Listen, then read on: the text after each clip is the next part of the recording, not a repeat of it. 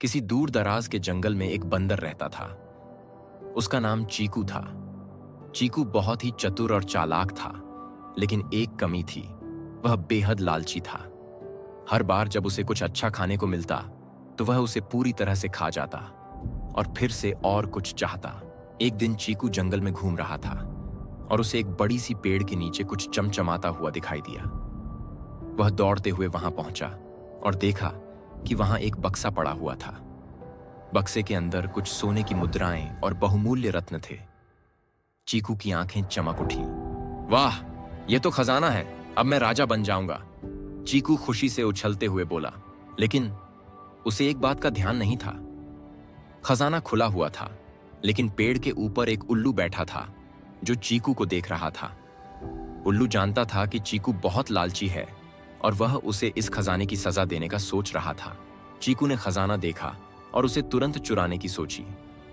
वह खजाने को उठाने ही वाला था कि उल्लू ने उसे रोक दिया।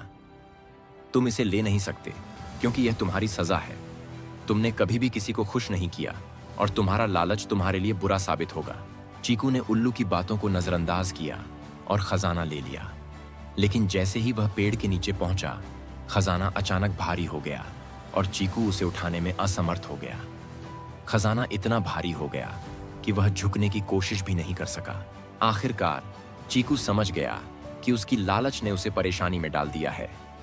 उसने खजाना छोड़ने का फैसला किया और सोचा कि वह अपनी मदद के लिए दूसरों से मांगने का तरीका अपनाएगा। चीकू ने सोचा कि अगर वह अपनी परेशानी को समझे और दूसरों से मदद मांगे तो वह खुश रह सकता है।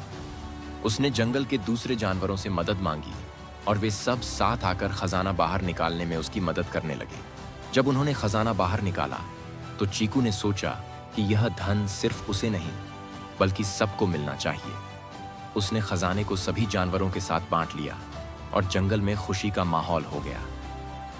बच्चों, अगर अच्छा लगा तो हमारे चैनल को सब्सक्राइब कर दो।